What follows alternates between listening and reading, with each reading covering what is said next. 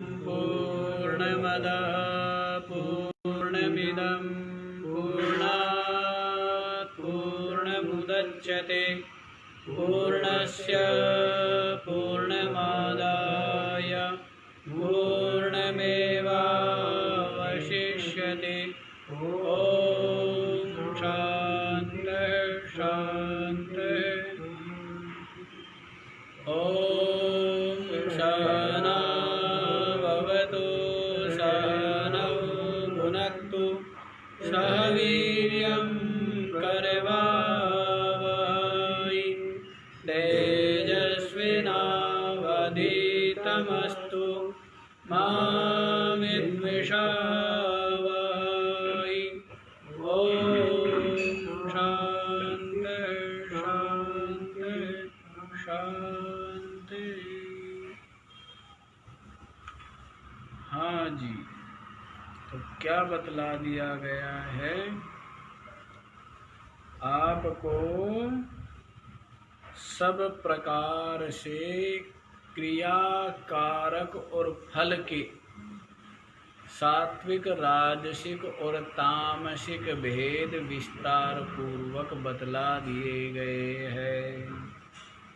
और उसके पश्चात जो ब्राह्मण क्षत्रिय वैश्य और शूद्र जो गुण और कर्मों के अनुसार विभाग किया गया है, इनके भी क्या है कर्म बतला दिए गए कि ब्राह्मण का कर्म क्या है, क्षत्रिय का कर्म क्या है, वैश्य का कर्म क्या है और शूद्र का कर्म क्या है। ये भी स्वभाव गुण कर्मों के अनुसार कथन कर दिया गया है। ये विशेष बात है समझने की। तो इसलिए अब आगे देखो, ये जो भिन्न भिन्न कर्मों का प्रतिपादन किया गया है ब्राह्मण क्षत्रिय वैश्य शूद्र के लिए, तो ये किस लिए किया गया है? तो आगे देखो जी क्या बतलाते हैं 45वां श्लोक। स्वे स्वे कर्मण्यभिरतः संसिद्धिं लभते नरः स्वकर्मानिरतः सिद्धिं यथा विन्दति तच्छृणु। स्वे स्वे कर्मणि अभिरतः संसिद्धिं लभते नरः स्वकर्मानिरतः सिद्धिं यथा विन्दति तत्शृणु। स्वे स्वे कर्मणि अभिरता, अपने अपने कर्म में जो लगा हुआ है, क्या अपने अपने कर्म में जो तत्पर है, जिसका जैसा कर्म है, अपने अपने कर्म में जो क्या है अभिरत है, माने तत्पर है, अर्थात नियुक्त है, लगा हुआ है। ऐसा जो नरः संसिद्धिं लभते, वो संसिद्धि को प्राप्त कर लेता है। क्या कर लेता है? अपने अपने कर्म में लगा हुआ मनुष्य संसिद्धि को प्राप्त कर लेता है। तो कौन सी? दो प्रकार की सिद्धि है। सबसे प्रथम है अंतःकरण की विशुद्धि रूप संसिद्धि, ज्ञान प्राप्ति की योग्यता रूप सिद्धि, और उसके पश्चात है ज्ञान प्राप्त करके परमात्म निष्ठा आत्मनिष्ठा रूप सिद्धि, वो तो अंतिम है।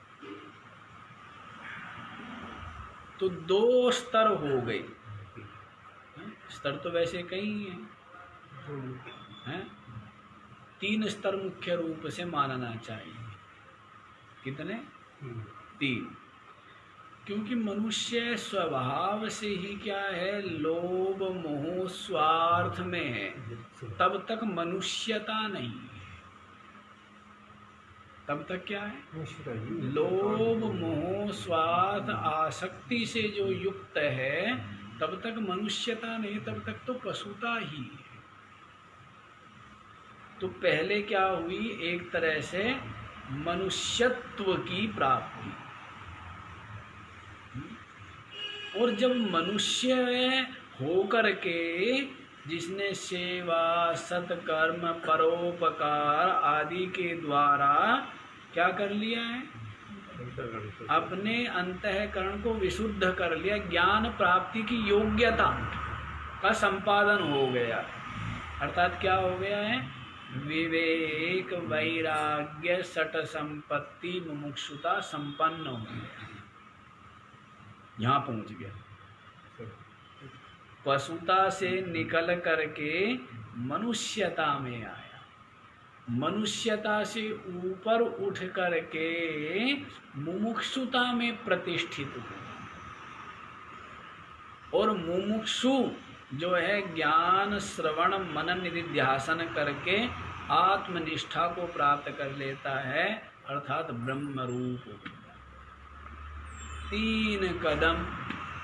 हम बताओ, 3 कदम भी नहीं चले जाते आपसे, क्या चलोगे आप, क्या करोगे? 3 कदम भी नहीं चल सकते, कैसे प्राणी?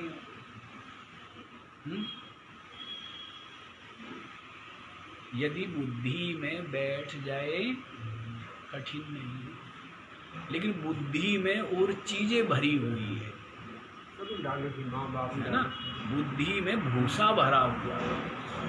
जैसे किसी ने सुंदर मकान बनाया और उसमें क्या किया, भूसा भर दिया। अब उसको मिल रहे हैं क्या, उसको मोती माणिक्य और बहुत चीजें मिल रही हैं, लेकिन वो कहता है कि जी कहाँ रखूं? अभी भी बुद्धि में है, अभी भूसे को ही महत्व दे रहे हैं, कहाँ रखूं, क्योंकि उसमें तो ये भरा हुआ है। तो वैसे ही बुद्धि में ठहर जाए, प्रतिष्ठित हो जाए अच्छे से, कठिन नहीं, लेकिन बुद्धि में संसार भरा होगा। संसार कोई देखना, संसार कोई सुनना, इसी को चाहना, इसी को खाना, इसी को पाना है, इसमें मिलना, इसमें ही सबका सब जो है, सब संसार बतलाए भूसा भरा हुआ है। अरे संसारियों के भरा हो कोई बात नहीं, आप लोग तो क्या हो, वृद्ध हो गए, कह जी आयु वृद्ध तो हो गए, अब तनी ज्ञान वृद्ध कब होंगे? आयु वृद्ध हो गए और ज्ञान शून्य होते जा रहे हैं। क्या हो रहे हैं? ज्ञान शून्य हो रहे हैं, नहीं हो रहे हैं? अच्छा, हाँ जी। इसलिए ज्ञान शून्य का मतलब इसलिए कह रहे हैं क्योंकि जैसे जैसे शरीर की आयु बढ़ती है, शक्तिहीन होता है, तो आसक्ति मोह बढ़ता है, गहरा होता है, पक्का होता है, अधिकतर अविचारवान संसारी लोगों की बात। अपने को भी टटोलना चाहिए, कभी ऐसा ना हो कि हम दरवाजे पे इधर चौकीदारा कर रहे हो और चोर जो है पीछे से, होता है ना भाई, चारों दिशा की सुरक्षा करना। अच्छा, उस किले के पूर्व द्वार पर कौन होगा, दक्षिण द्वार पर किसकी ड्यूटी है, उत्तर द्वार पर और पश्चिम द्वार पर, सब द्वारों पर क्या जरूरी है ना। अब बैठे हुए एक तरफ मुंह करके और पीछे से, तो ऐसा होता है कि कभी ऐसा ना हो कि इधर बैठे हुए हम तो जी सत्संग सुन रहे हैं, विचार कर रहे हैं, चिंतन कर रहे हैं, और पीछे से मोह लोभ आसक्ति जो है वो धीरे धीरे वो घुसती है उनमें और प्रीति हो जाती है। क्यों?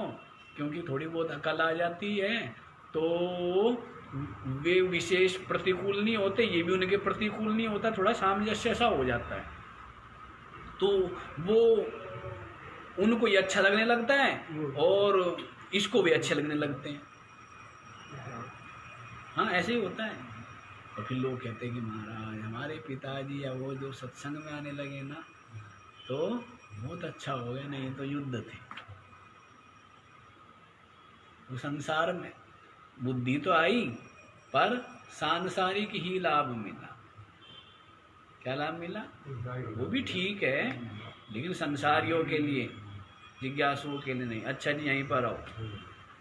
तो क्या कह रहे हैं? स्वे स्वे कर्मणि अविरता, अपने अपने कर्म में जो रत है, लगा हुआ है, ऐसा नरः संसिद्धिम लभते, वो संसिद्धि को प्राप्त कर लेता है। मतलब ज्ञान निष्ठा की योग्यता का संपादन कर लेता है, अर्थात अंतःकरण पूर्ण रूप से निर्मल होकर विवेक वैराग्य सठ संपत्ति और तीव्र मुमुक्षा से युक्त हो जाता है। जब तीव्र मुमुक्षा, जो चाहता बस मोक्ष, तब समझना चाहिए कि अंतःकरण में अब कूड़ा कचरा नहीं। और यदि संसार की ही चाह किसी न किसी रूप में बनी हुई है तो इसका मतलब क्या है? कूड़ा कचरा भरा होगा। जो कुछ नहीं चाहता है, केवल क्या चाह रहा है? जो केवल मोक्ष चाहता है और कुछ नहीं। तो तब समझना चाहिए क्या कि आपका अंतःकरण विशुद्ध हो गया। केवल तत्व का चिंतन, तत्व का श्रवण, तत्व का मनन, तत्वनिष्ठा, यही रह जाए लक्ष्य। वृत्ति निरंतर बस यही हो, बाकी अन्य वृत्ति का परित्याग, अन्य वृत्ति का परित्याग। तो देखो क्या बतलाते, स्वकर्मा, ये सब इतना जो बतलाया गया है, क्योंकि साफ तो हो जाएगा, निकलना ही कठिन है। जो दलदल में, कीचड़ में फंसा हुआ है, इससे बाहर आना, और इसमें भी क्या हुआ, फंसा पूसा कुछ नहीं, खुद ही लथपथ हो रखा है। जैसे अबोध बालक जो है वो क्या होता है, धूल में मिट्टी में लेटता है, उसको उठाओ माता पिता तो वो रोता है, क्योंकि उसको उसमें प्रियता, उसी में आनंद आ रहा है। तो यदि धूल मिट्टी से निकल जाए, वो कीचड़ से हट जाए, तो साफ तो कर ही लेंगे, है ना। तो इसी में ही सना रहता है। तो ये सबसे कठिन कार्य है, आसक्ति का परित्याग, राग का परित्याग, यही जटिल कार्य है संसारी के लिए। तो इसलिए इसी को संसिद्धि कह दिया गया कि अंतःकरण निर्मल होकर सब आसक्ति से रहित हो जाए, केवल परमात्म प्राप्ति, आत्म कल्याण ही लक्ष्य हो, अन्य और। तो इसी के लिए ये सारा जो बतलाया गया है, सात्विक यज्ञ, सात्विक दान, सात्विक कर्म, सात्विक तप है, सात्विक ज्ञान, सात्विक जो कर्ता, सात्विक कर्म, सात्विक श्रद्धा, सात्विक बुद्धि, सात्विक धृति, ये जो बतलाए गए हैं वो इसीलिए बतलाए गए हैं, राजसिक तामसिक को छोड़े, सात्विकता का आश्रय ले, बुद्धि निर्मल हो और परमात्म प्राप्ति की तीव्र जिज्ञासा इसकी बुद्धि में उत्पन्न। तो सारा का सारा जो भी कर्म है वो सब का सब क्या हो जाता है, साधन है। क्या है? परमात्म प्राप्ति में साधन है। यदि राजस तामस भाव का त्याग करके सात्विकता का आश्रय लेकर के किया जाए, स्वकर्मा निरतः सिद्धिं यथा विन्दति तत्शृणु। और अर्जुन अपना कर्म में लगे हुए अर्थात अपना कर्म करते हुए यथा सिद्धिं विन्दति जिस प्रकार से सिद्धि को प्राप्त करता है मनुष्य, तत्शृणु उसकी जो प्रक्रिया है वो हमारे से सुनो। कि मात्र शास्त्र विहित कर्तव्य करने मात्र से ही सिद्धि की, सिद्धि माने अंतःकरण की निर्मलता, ज्ञान प्राप्ति की योग्यता रूप जो सिद्धि है वो जिस प्रकार से प्राप्त होती है उसको सुनो। अपना कर्म करते हुए शास्त्र विहित शुभ कर्म यथा कर्तव्य प्राप्त करते हुए मनुष्य सिद्धि को किस प्रकार प्राप्त होता है, तत्शृणु उसको तुम हमारे से सुनो। कि कैसे सिद्धि को प्राप्त होता है। तो आगे वाला श्लोक सुनिए। यतः प्रवृत्तिर्भूतानां येन सर्वमिदं ततं स्वकर्मणा तमभ्यर्च्य सिद्धिं विन्दति मानवः। यतः प्रवृत्तिः भूतानां येन सर्वं इदं ततं स्वकर्मणा तम अभ्यर्च्य यथा नहीं सिद्धिं विन्दति मानवः। यतः प्रवृत्ति भूतानां, यतः माने जिससे, भूतानां प्रवृत्ति ही उत्पत्ति, जिससे समस्त भूतों की उत्पत्ति होती है। ये ना इदं सर्वं ततं, और जिसके द्वारा ये संपूर्ण चराचर दृश्यमान प्रपंच व्याप्त है, जिसके द्वारा जिससे समस्त भूतों की उत्पत्ति होती है। समझने की बात, जिस अंतर्यामी ईश्वर से, कहाँ बैठा हुआ है, जिस अंतर्यामी परमेश्वर से, परमात्मा से भूतानां प्रवृत्ति समस्त भूतों की उत्पत्ति होती। आप लोग तो योग वशिष्ठ सुन रहे हैं, आप लोगों को तो पता लग ही गया है कि आत्मा रूपी जो अधिष्ठान है, चेतन है, और वृत्ति है, तो उस वृत्ति संकल्प रूप वृत्ति से ही सब कुछ क्या है, सारा का सारा दृश्य जगत उत्पन्न हो गया है, उसी से सृष्ट है। ये आप लोग सुन ही चुके हैं, सुन रहे हैं। तो जिससे समस्त भूतों की उत्पत्ति होती है, जिस अंतर्यामी, जिस चेतन आत्म तत्व से समस्त भूतों की उत्पत्ति होती है, और जिसके द्वारा संपूर्ण जगत क्या है, व्याप्त है,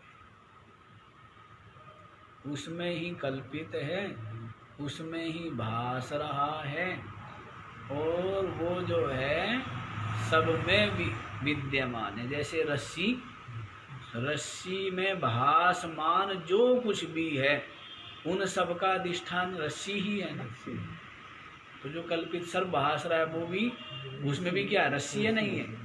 रस्सी के बिना सर्प की कल्पना नहीं होगी, रस्सी के बिना भू छिद्र की कल्पना नहीं होगी, रस्सी के बिना जलधारा, रस्सी के बिना जो है दंडमाला आदि की कल्पना होगी क्या? सबके सब किससे व्याप्त है? रस्सी से व्याप्त है। इसी प्रकार से ये संपूर्ण दृश्य प्रपंच उस अंतर्यामी आत्मा के द्वारा व्याप्त। समझ आया? तो दोबारा देख लो, जिसके द्वारा भूतों की उत्पत्ति होती है और जिसके द्वारा ये संपूर्ण प्रपंच व्याप्त है, उस परमात्मा को स्वकर्मणा तम अभ्यर्च्य, अपने कर्म के द्वारा यथा कर्तव्य प्राप्त कर्म के द्वारा तम अभ्यर्च्य, उसकी पूजा करते हुए क्या करना है?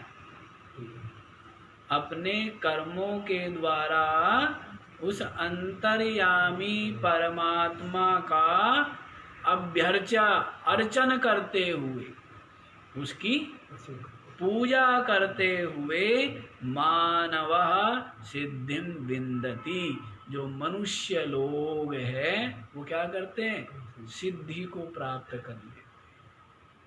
सिद्धि माने वही ज्ञान प्राप्ति की योग्यता रूप जो सिद्धि, अपने कर्म के द्वारा ही ईश्वर की पूजा करो।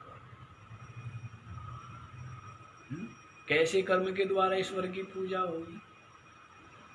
निष्काम भाव से, फल की इच्छा कर्ता भाव से, छल कपट प्रपंच से रहित होकर ईमानदारी से सत्यनिष्ठा पूर्वक जो कर्म किया जाएगा, उसके द्वारा क्या हो रही है? ईश्वर की।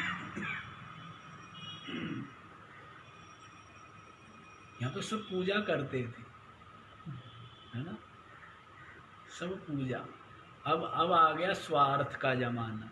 अन्यथा एक स्त्री जो भोजन बना रही है वो क्या करती थी? पूजा कर रही है?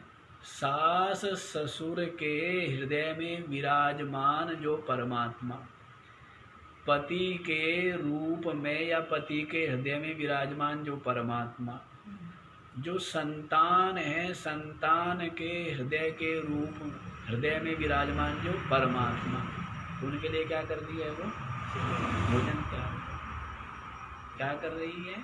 पूजा हो रही है। क्या हो रही? ऐसे ही एक पुरुष है कि वो स्त्री के रूप में विराजमान जो परमात्मा, माता पिता के रूप में विराजमान जो परमात्मा, पशु पक्षी के रूप में विराजमान जो परमात्मा, वृक्ष के नदी के रूप में विराजमान जो परमात्मा, अतिथि भिक्षुक के रूप में विराजमान जो परमात्मा, तो क्या हो रहा है कि मैं उनके लिए पुरुषार्थ कर रहा हूं। सबका सब क्या था? पूजा उपासना। अब तो स्वार्थ, मैंने खा लिया तो खा लिया, बाकी ने खा लिया तो कुछ नहीं, कुछ नहीं। ऐसा स्वार्थ जो है संकीर्णता, ऐसा बिल्कुल संकरी सीमित बुद्धि, मलिन परिचिन्न बुद्धि, अल्प, इसीलिए ये उदार वृत्ति कि दरिद्र नारायण, दरिद्र भी क्या है? नारायण।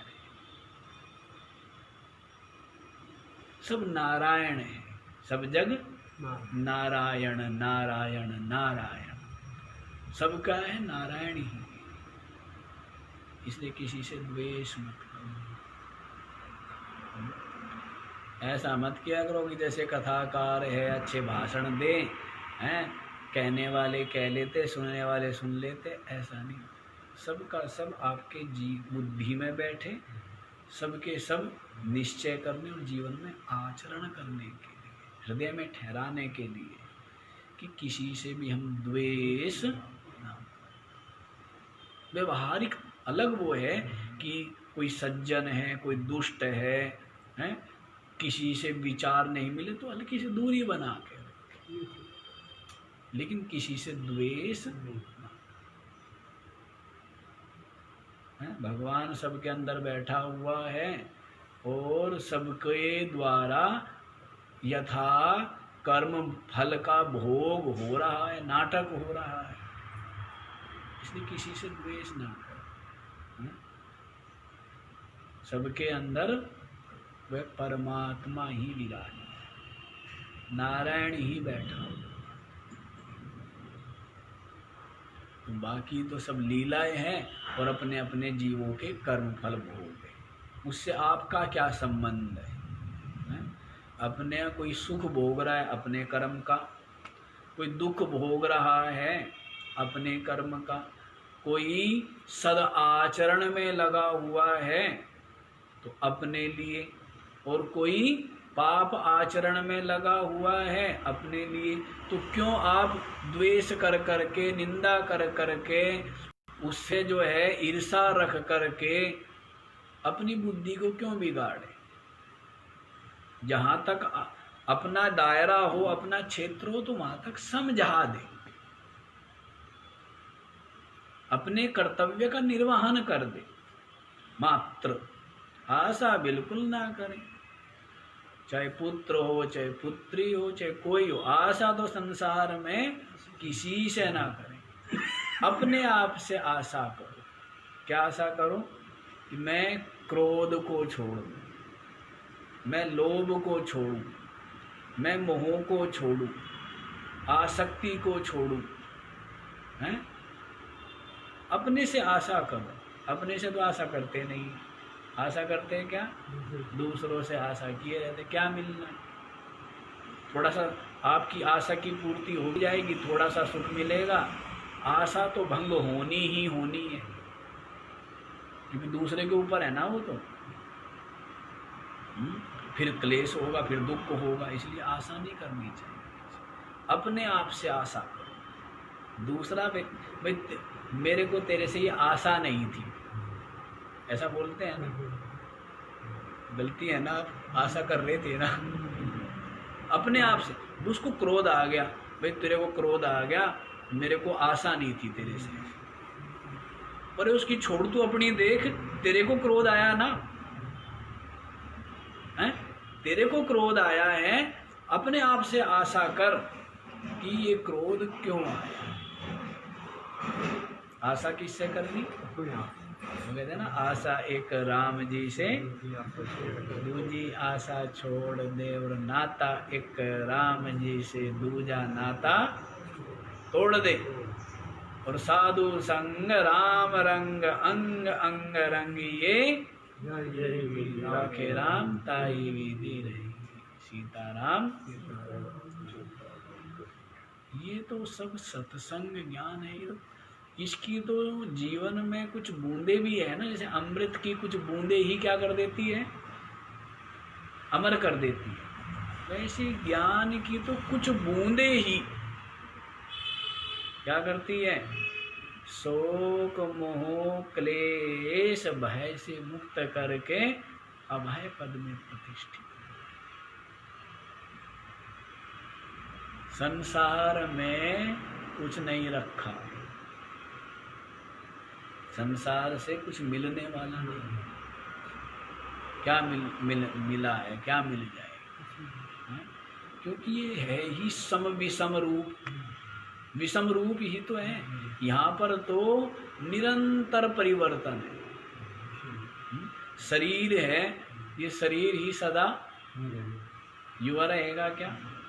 सुंदर रहेगा क्या? शक्ति युक्त रहेगा क्या? इसलिए किसी से कोई आशा नहीं होनी चाहिए। बड़ा विचित्र प्राणी है भगवान, संसार में बुद्धि लगाए रखता है, क्या मिलना मिलाना है इसको। इसलिए ये ज्ञान जीवन में उतरे, यही कमाई है, यही पूंजी है। आपने कितनी संपदा बढ़ा ली, संपत्ति एकत्रित कर ली, कुछ नहीं। आपने जीवन में कितना ज्ञान, कितना विचार, कितना विवेक, कितना धैर्य आप ले आए हैं, ये है जीवन की। समझे? हाँ जी, तो देख लीजिए, स्वकर्मणा, अपने कर्म के द्वारा, तम अभ्यर्चा, तम अंतर्यामिनम, उस अंतर्यामी की क्या करनी चाहिए? पूजा करनी चाहिए।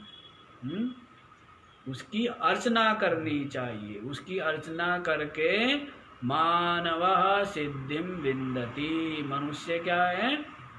सिद्धि को प्राप्त कर लेता है। उस अंतर्यामी परमात्मा की अपने कर्म के द्वारा ईमानदारी, सत्यनिष्ठा,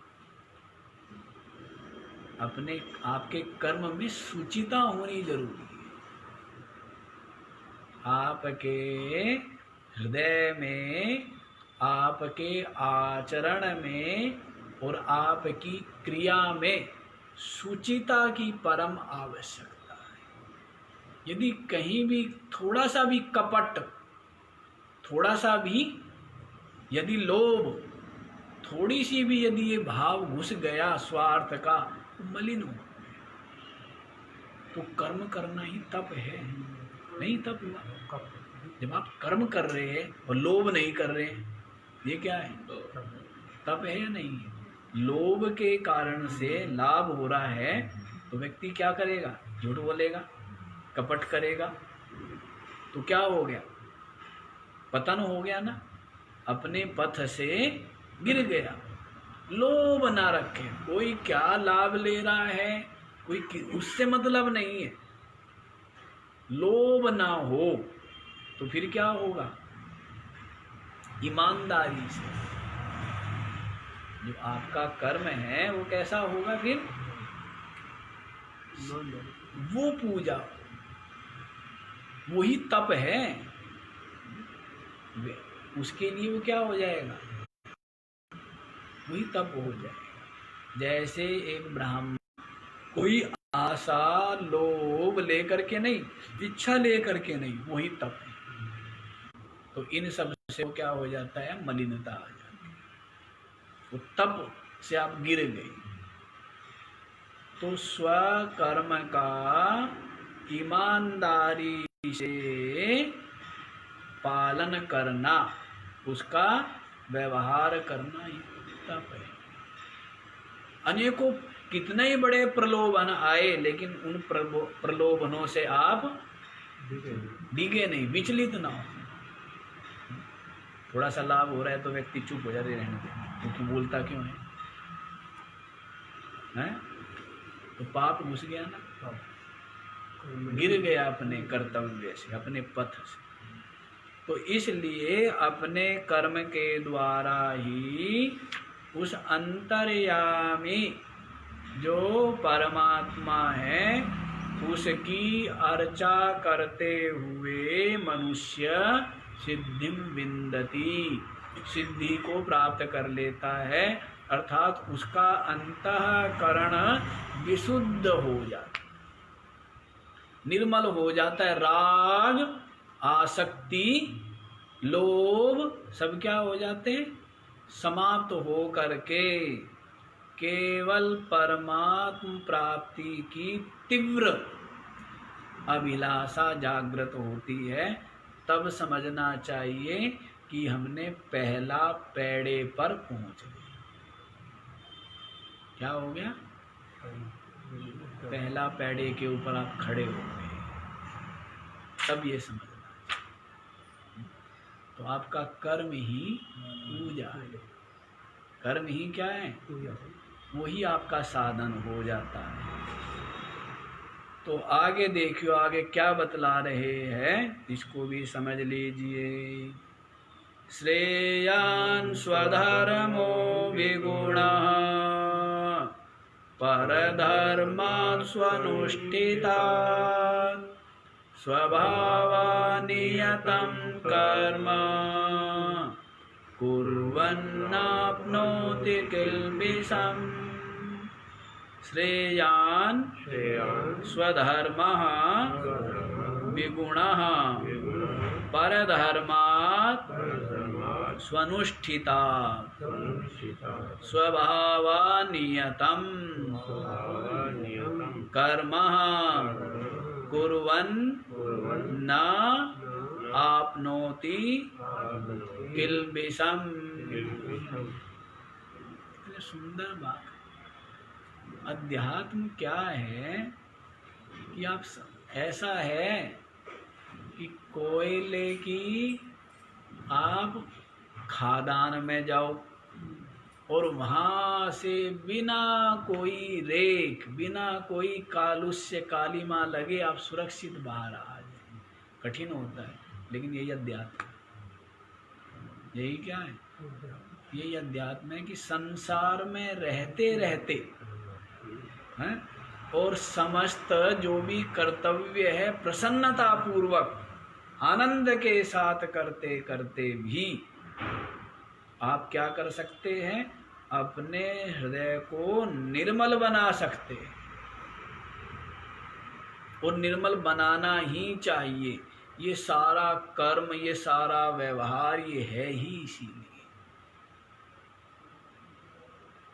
कि इनके द्वारा आप क्या करो, ईश्वर की उपासना करो, पूजा करो, अपने कर्मों के द्वारा, अपने कर्तव्यों के द्वारा प्रसन्नता पूर्वक करें तो उससे हृदय निर्मल हो जाएगा। बहुत बड़ी चीज है। बारंबार आरंभ से ही कह रहा हूँ, अंतःकरण की विशुद्धि रूप यही क्या है, परम सिद्धि। पीछे भी बताया था आपको, कर्मणैव हि संसिद्धिम आस्थिता जनकादयः।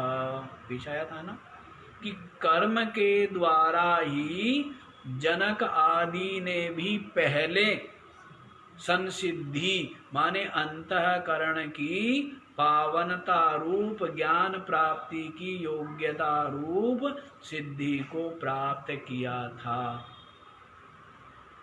जनक आदि ने भी अपने कर्म से ही ईमानदारी से करना, गलत नहीं तोलना। वो पूछना है कि तपस्वी गया तुलाधार नाम के वैश्य के पास है, और उसको सब कुछ पता है तुलाधार नाम के वैश्य को, उस तपस्वी के साथ जो जो घटना घटी थी। तो उसने पूछा तपस्वी ने कि जी आप तो व्यापार करते हो, अब उसको फुर्सत ही नहीं, लगा हुआ है तोलने में, लगा हुआ है तोलने में। तो कहने लगा कि आप भजन कब करते हो? तो उसने कहने लगा तपस्वी कि आप भजन कब करते हो? तो उस तुलाधार वैश्य ने कहा कि भजन तो मैं हर समय करता हूँ, लेकिन साथ ही साथ इस बात का ध्यान रखता हूँ कि मेरी जो ये है तराजू, इसकी डंडी टेढ़ी ना हो, ये बिल्कुल सही सही, इसका मैं बहुत ध्यान रखता हूँ। बस कहते मेरा तो इतनी ही पूजा है कि ईमानदारी, कुछ गलती ना हो, लोभ के कारण, मोह के, आसक्ति के कारण से किसी के साथ मैं गलत ना करूं। क्योंकि किसी के साथ गलत करने का मतलब अपने साथ ही तो गलत कर लिया। किसी के साथ तो क्या गलत किया, उसके प्रारब्ध भोग होगा, उसमें आप निमित्त बन गए। लेकिन आप निमित्त बने तो अपने लिए ही आपने किया है ना, उसका अहित कुछ नहीं हुआ, अपना अहित। तो इसलिए कि मैं बस अपनी डंडी को सीधा रखता हूँ, तराजू की डंडी को, इसको सीधा रखता हूँ। वैसे ही अपने मन को, डंडी का मतलब कि अपने मन को सीधा रखना, मतलब छल कपट राग द्वेष है, इन चीज़ों में ना आपकी डंडी जो है ऊपर नीचे, बैलेंस रखना अपने मन को। कोई छल नहीं, कोई कपट नहीं, कोई धोखा नहीं, कोई चालाकी नहीं, ईमानदारी, ईमानदारी। अब तो ऐसा कालखंड है, सबको ईमानदारी नहीं चाहिए। क्या ईमानदारी चाहिए या नोट चाहिए? यदि ईमानदारी तो दे दो इसको, और नोट नोट दे दो मेरे को, है ना? क्या चाहिए? ईमानदारी कहना महाराज बिल्कुल भी नहीं चाहिए। ईमानदारी का क्या, ईमानदारी को क्या चाटेंगे हम? हैं? क्या चाहिए? धन चाहिए, बस धन। ऐसी बुद्धि मारी गई। अच्छा भाई चल धन भी दे देंगे, पर धन क्या कपड़े पहनेगा, क्या भोजन करेगा, क्या बस रखूंगा, 2-4 जमीन ले दूंगा, तेरे काम, तेरा कोई मतलब? क्या बाद वाले हो सकते तेरे से पहले ही जय श्री राम हो जाए, हैं? और दुष्ट आए तेरी छाती पे और बैठ के तांडव करें, हैं? जितनी पर मोह ऐसी चीज है, पता नहीं क्या क्या करवा है। मोह से सबके सब बावड़े हो रखे हैं, पागल हो रहे, पागल। ये संसारी को तो छोड़ो, आजकल तो ये बाबा लोग भी जो है घर वालों को लाने लग गए हैं। धर्म का उपदेश करने वाले ज्ञान वैराग्य का उपदेश किया जा रहा है। उपदेश किसका किया जा रहा है? ज्ञान वैराग्य। श्रीमद् भागवत जो कितने विरक्त ने और कितने विरक्त को सुनाई। सुखदेव जैसे महान विरक्त ने परीक्षित जैसे सर्वत्यागी महान विरक्त को सुनाई। अब वो जो है, अब क्या स्थिति है कि कथा आदि के माध्यम से क्या कर लिया जाए, संग्रह कर लिया जाए। हम कलकत्ता गए तो वहाँ पर अनेकों मंडल बने हुए, अनेकों, कोई सुंदरकांड का पाठ कराने के हैं, कोई कथा कराने के, कोई जो है नवरात्र पूजा के, बड़े वो बने हुए कलकत्ता में बड़े मंडल। और उनका क्या है कि जो डोनेशन इकट्ठा करना, उस कार्यक्रम में भी लगाना, और खुद की भी नाम भी हो गया, प्रतिष्ठा भी होगी, मुंह भी दिख गए, माला भी पहनाई गई, टीवी पे भी आ गए, अखबारों में भी आ गए, और साथ ही साथ अपना समोसा पानी चाय। तो लोगों ने, मतलब उनका काम क्या है भाई, आप क्या काम क्या है? जैसे वो नेताओं का काम क्या है कि बस यही काम है जी। मतलब बड़ी होड़ है कि उस मंडल ने जो है भाई पिछली बार हमारे से बड़ा, ये दही हांडी और वही हांडी, ये सब है क्या? क्या मतलब है? ये आयोजन 11 लाख, कोई 21 लाख, ये सब धन के लिए। कन्हैया बन रहे किस लिए? धन के लिए। बड़ा विचित्र बात। हाँ जी, चलो छोड़ो उनकी बात। तो क्या कह रहे, देखो, स्वधर्म विगुण अपि परधर्मात् स्वनुष्ठितात् श्रेयान्। अपना जो धर्म है वो थोड़ा बहुत विगुण भी हो। ये पहले भी आ चुका है ना श्लोक। ये श्लोक जो है, ऊपर वाली पंक्ति पहले भी आ चुकी है। श्रेयान् स्वधर्मो विगुणा परधर्मा स्वनुष्ठितात् स्वधर्मे निधनम श्रेयो परधर्मो भयावह। ऐसे करके शायद तृतीय या चतुर्थ अध्याय में ये पंक्ति आ चुकी है। ये पीछे भी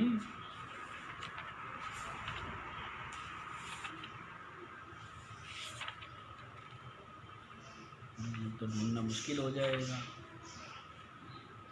तो ये जो पंक्ति है पीछे आ चुकी है।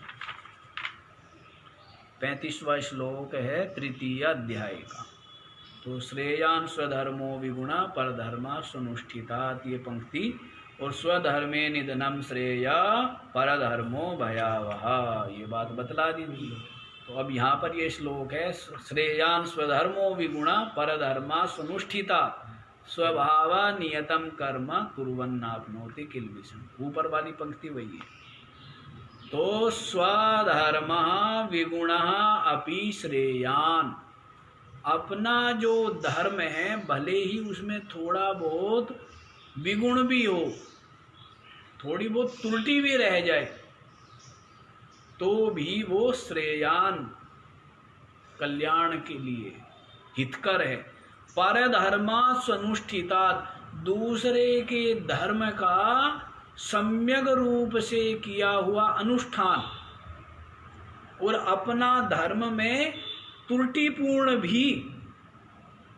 स्वधर्म श्रेयान, अपने धर्म का पालन करना ही श्रेय है। अर्जुन कह रहा है ना, क्या कह रहा है, क्यों लड़े हम, किस लिए लड़े, मैं तो भिक्षा मांग करके जीवन यापन कर लूँगा, लेकिन ये रक्त से सने हुए भोग मेरे को नहीं चाहिए।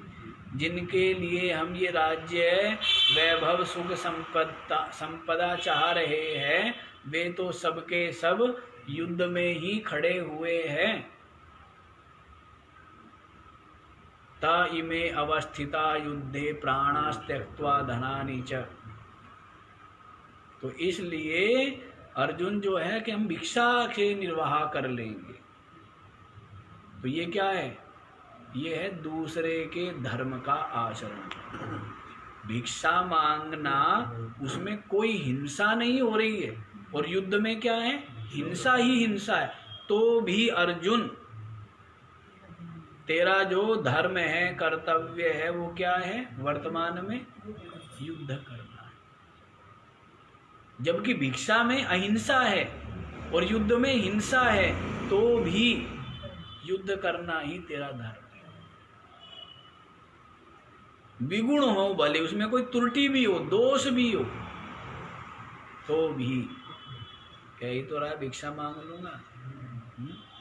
लेकिन भिक्षा मांगने के लिए भी तो क्या चाहिए, इतना निराभिमान, इतना अहंकार रहित हो जाना है, सारी आसक्ति से रहित हो जाना, तभी तो जा कर के अब तो भिक्षा मांगना सबसे सरल काम हो गया।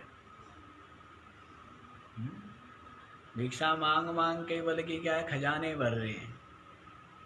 भिक्षा मांग के क्या कर रहे हैं, जबकि भिक्षा मांगने का अधिकार किसको है, भिक्षा मांगने का अधिकार उसको है जिसके पास कुछ नहीं है और भूख लगी हुई है। तो भूख निवृत्ति के लिए भिक्षा मांगने का अधिकार है। वैसी वस्त्र नहीं है और सर्दी में ठिठुर रहा है, तो सर्दी भगाने के लिए क्या, वस्त्र मांगने का अधिकार। खूब रखे हुए कंबल तो भी मांग रहा है, उसको कहाँ से अधिकार है। पेट भरा हुआ है, बल्कि खूब अन्न के भंडार भरे हुए हैं, तो उसको भोजन मांगने का अधिकार। लेकिन अब तो इन सब बातों का विचार ही नहीं है। इन सब बातों का विचार है क्या अब तक। और भिक्षा मांगना, ये तो अपना तप जाता है। जो भिक्षा दे रहा है तो वो क्या ले रहा है, सेवा करके, दान करके उसका पुण्य ले लेता है ना। क्या लेता है, पुण्य ले लेता है। अब ये पुण्य तो कुछ कर नहीं रहा है, साधन भजन तो कर नहीं रहा है, त्याग तप संयम कर नहीं रहा है, तो जो थोड़ा बहुत जमा पूंजी है वो भी क्या हो जाएगी, पुण्यों की, वो भी समाप्त हो जाएगी। पाप में ही फिर पता नहीं कि किस योनि में जाके देना पड़ा, जिससे लिया है उसका देना भी तो पड़ेगा नहीं। बड़ा कठिन काम। सबके सब बंधे हुए यहाँ कर्मों से, पाप पुण्यों से। एक जो देहात्म बुद्धि जिसकी गलित हो गई है, उसको छोड़कर कोई पहले हमें गुरुजी हमें अपने पास में खड़ा करते थे, तो सब लोग क्या करते, गुरुजी को दंडवत करते, तो गुरुजी का भाव ये था कि इसको भी आदत पड़े तो इसको भी करो। अब मेरे को ये सब चीज़ें पसंद नहीं थी बिल्कुल भी, भाग आता था। अब गुरुजी ये चाहते थे कि भाई सबको आदत पड़े। आश्रम वाले भी क्या करें, पहले गुरुजी को करें उसके बाद इसको करें। अब मैं इन चीज़ों के बड़ा खिलाफ रहा हूँ, दक्षिणा लेने के, पैर पुजवाने के, नमस्कार आदि के मैं बड़ा खिलाफ रहा हूँ अपने आप। दूसरों से मेरे को कोई संबंध नहीं है, कभी मैंने दूसरों के लिए विरोध भी नहीं किया और कोई मतलब नहीं। तो हम इस चीज़ को सब लोग कहते भी थे, यहाँ के भी लोग कहते कि कोई मेरे को करता था चरण पकड़ता मैं भाग जाता था मैं, क्योंकि मेरे को ये पसंद नहीं था। तो कारण क्या है कि वो तो आपके चरण वंदन कर रहा है, लेकिन जब तक आपका इस शरीर में आत्मभाव है कि मेरे को और ये नमस्कार कर रहा है और मैं कितना महान हूँ, इस प्रकार का यदि भाव है तो उसका जो भी पाप या पुण्य है वो आपको स्पर्श करेगा। और शरीर में, देह में आत्मबुद्धि नहीं है, सब मेरी ही आत्मा है? विनम्रता के लिए, अंतःकरण शुद्धि के लिए कोई झुकता है, नमन करता है, वो भी मेरी आत्मा ही है। तो जब सबके प्रति आत्मभाव हो, जब देह में आत्मबुद्धि ना हो, तब कोई पाप नहीं लगता। या उसको गुरु की तरफ भेज दो कि ये उनको ही प्रणाम करें, वो एक अलग, वो भी दृष्टि, हाँ लोग रखते भिन्न प्रकार की दृष्टियाँ कि भाई मेरे को नहीं कर रहा है तो ये क्या है, मेरे हृदय में स्थित परमात्मा को नमस्कार कर रहा है, ऐसा भी लोग रखते हैं। लेकिन जिसकी देह में आत्मबुद्धि है तो उसको पाप पुण्य लगता है, और जिसकी देह में आत्मबुद्धि नहीं है, जिसको जो अपने आप को आत्मरूप अनुभव करता है, तो उसको पाप पुण्य का स्पर्श नहीं होता है। किसी भी सबकी हिंसा, हत्वापि स इमान लोका न हंति न निबध्यते, अभी तो पढ़ा है कल परसों, इमान लोकान हत्वापि न हंति न निबध्यते, इन संपूर्ण भूतों की हत्या करते हुए भी उसने किसी की हत्या न निबध्यते, इसलिए वो हनन रूप कर्म और उसका जो फल हिंसा या पाप है उससे वो बंधता भी नहीं है। क्यों? यस्य नाहं कृतो भावो बुद्धिर्यस्य न लिप्यते, जिसकी बुद्धि कर्म फल में लिपायमान नहीं है और जिसकी अहंकृत भाव नहीं है, मैं करता हूँ, मैं क्यों करता हूँ, शरीर करने वाला, इंद्रिया करने वाली है, ये जीव भाव जो चिदाभास करने वाला है, इंद्रियों की चेष्टा होने वाली, इंद्रियों के अनुग्राहक देवों के द्वारा होने वाला मैं कहाँ करता हूँ। जो अपने आप को सर्वथा अकर्ता मानता है तो इमान लोकान हत्वापि न निबध्यते, इस संपूर्ण लोकों की हत्या करते हुए भी वो विकट नहीं करे करावे आपे आप, तो भक्ति की दृष्टि है। शरीर से ही भोगेगा, जब शरीर नहीं है वो तो कैसे भोगेगा? हाँ, बस शरीर से भी तो वही भोगता है जो शरीर में देहात्म बुद्धि जिसकी है, शरीर में, इंद्रियों में, सूक्ष्म शरीर में, सूक्ष्म शरीर आदि में भी, तभी तो पाप पुण्य तो वहीं रखे हुए हैं ना। ये तो शरीर, अंतःकरण बताया था ना कि आत्मा इंद्रिय मनोयुक्तम भोक्तेत्याहु मनीषिणा, शरीर इंद्रिया और अंतःकरण मिल गई तो भोगते हैं सुख दुख, इनके द्वारा ही सुख दुख भोगा जाता है। ज्ञानी का शरीर नहीं रहा, देहात्म बुद्धि नहीं है तो कैसे भोगेगा? तो इसलिए उसका तो स्पर्श नहीं है, उसका कोई स्पर्श नहीं। यूँ किया मच्छर मर गया, तो उसके उसमें क्या है, न तो आपको फल की चाह थी और न उसमें अहंकृत भाव है, मैं करता हूँ, तो इसलिए उसका कोई पाप या पुण्य आपको नहीं लगता है।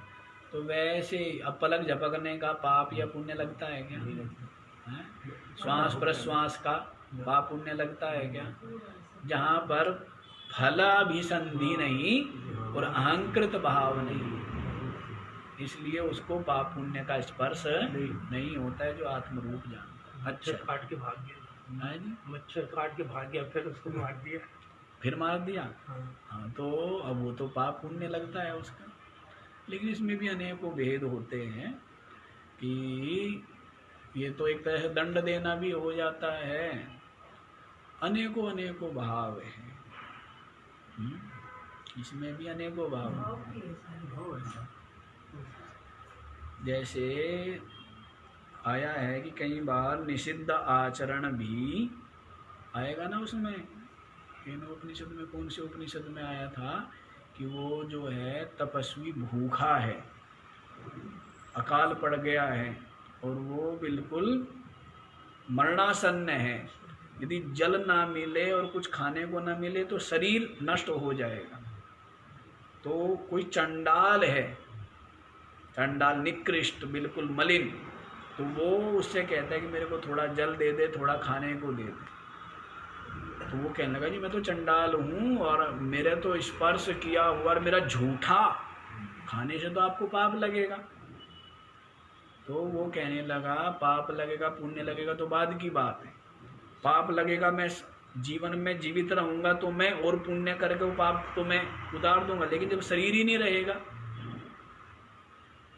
तो वैसे ही यदि हिंसा तो आपके द्वारा वैसी इतनी हो रही है इस शरीर के जीवित रहने के लिए, लेकिन हाँ उसका आप सदुपयोग करो, सेवा परोपकार आदि के द्वारा या आत्मचिंतन आत्मनिष्ठा के द्वारा।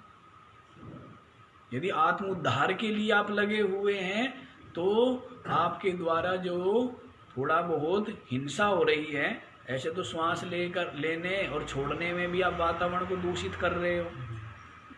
क्या कर रहे हो? वो भी एक पाप ही लग रहा है, बोझा ही बन रहे हो आप प्रकृति के ऊपर। लेकिन ये सब कुछ करके यदि आप आत्म कल्याण के लिए कर रहे हो ना, तो फिर वो कोई दोष नहीं है। एक बालक को सुविधा दी तो दोष इसलिए नहीं क्योंकि वो पढ़ रहा है, वो परिश्रम कर रहा है, और एक को सुविधा दी और उसने परिश्रम नहीं किया तो उसका सारा दोष ही दोष है। उसको थोड़ी सी सुविधा दी तो भी उसको उदाहरण देते हो नहीं देते हो? जिसने पुरुषार्थ नहीं किया और जिसने खूब परिश्रम किया, सुविधा भी आपने उसको बहुत दी और सफल भी नहीं हो पाया, तो भी आप उसको दोष देते हो क्या? नहीं देते हो। किसने? पुरुषार्थ। अच्छा जी, यहीं आओ। तो जो अपना धर्म है वो विगुण हो तो भी दूसरे के धर्म का सम्यक रूप से किया हुआ अनुष्ठान से अपना धर्म विगुण होते हुए भी श्रेय है, श्रेष्ठ है, कल्याणकर है। स्वभावानियतम कर्म कुर्वन् किल्बिषम न आपनोति। स्वभाव नियत, अपने गुण और अपने स्वभाव के द्वारा जो निश्चित नियत कर्म है, अर्थात जो ब्राह्मण है वो अपने स्वभाव के अनुसार अपने स्वाभाविक कर्म करते हुए भी किल्बिषम न आपनोति, वो पाप को प्राप्त नहीं होता। क्षत्रिय हिंसा करते हुए भी पाप को प्राप्त नहीं होता। हाँ, क्षत्रिय हिंसा करे दूसरे का धन हरने के लिए, दूसरे की स्त्री हरने के लिए, दूसरे की जमीन हरने के लिए, वो क्या होगी? वो हिंसा है, वो पाप है। और यदि क्षत्रिय लड़ रहा है किसी का धर्म बचाने के लिए, गौ आदि की रक्षा करने के लिए, किसी स्त्री की रक्षा करने के लिए या धर्म की रक्षा के लिए, तो वो जो है उसको पाप नहीं लगेगा। लक्ष्य क्या है? मैं बढ़िया ऐसो आराम से रहूं, यदि ये लक्ष्य है तो पाप लगेगा। मैं जमीन हड़प लूं, मैं उसका धन हड़प लूं, तो ये क्या हुआ? इसके लिए आपने जो भी यत्न किया, मीठा भी बोले तो भी पाप लगा। मीठा बोल के दूसरे का उल्लू बना के आपने क्या कर लिया, उसकी जमीन हड़प ली या उसका धन हड़प लिया, तो ये पाप है। और आपने लड़ा, आपने युद्ध किया, लेकिन अपने लिए नहीं, धर्म के लिए, किसी का जो है मर्यादा बचाने के लिए, किसी का प्राण बचाने के लिए जो आपने लड़ाई की है, तो उससे किलबिषम ना आपनोति। तो तू क्षत्रिय है और तेरा स्वभाव से ही तुझे युद्ध प्राप्त हो गया अपने आप ही। तुम लोगों ने तो प्रयत्न किया है कि ना कर किया जाए, तो इसलिए स्वभाव नियत कर्म को करते हुए किलबिषम ना आपनोति, तुझे किलबिष पाप को प्राप्त नहीं होगा। तो ये बात बता दिया गया है, पाप को प्राप्त नहीं होगा।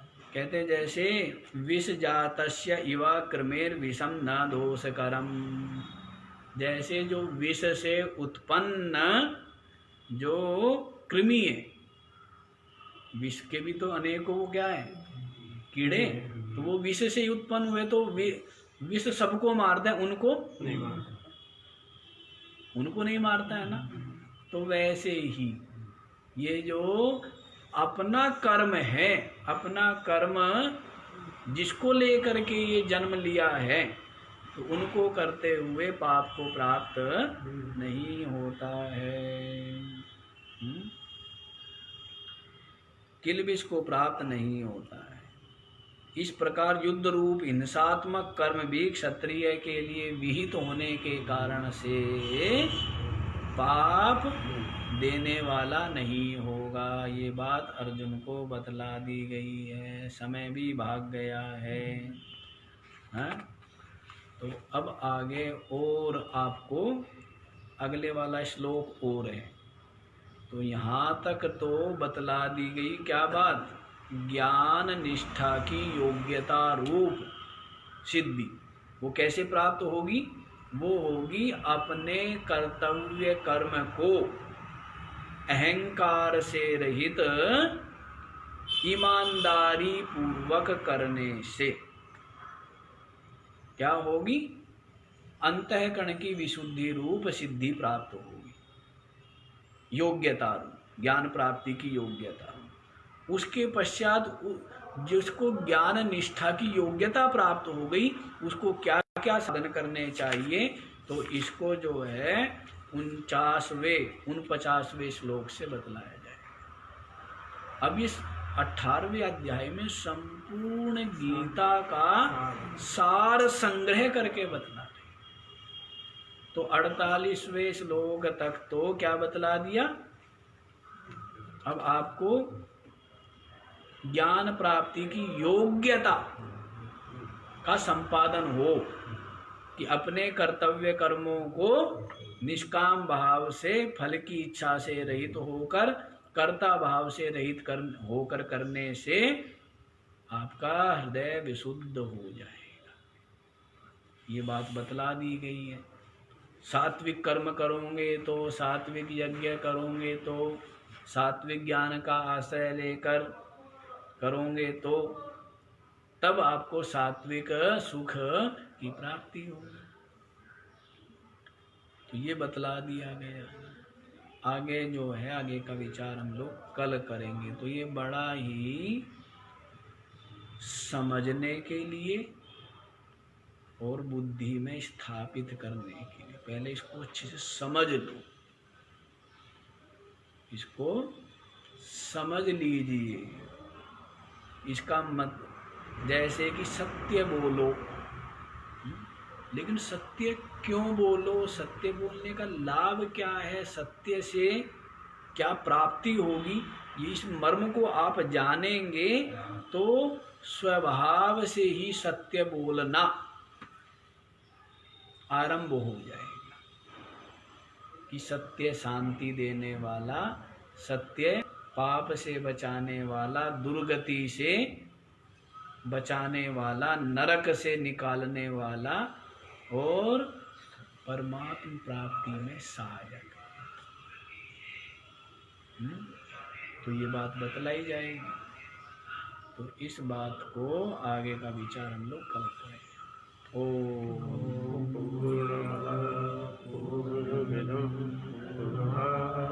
पूर्णमुदच्यते पूर्णस्य